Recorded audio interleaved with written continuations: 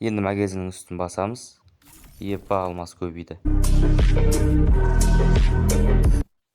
Ассалаумағалейкум достар, сіздермен бірге Дамир Софт. Бүгін сіздерге қалай алмас читті орнату керек екенін үйрететін боламын. Ендеше каналға тіркеліп, лайк басып, комментарий қалдырып кетейік.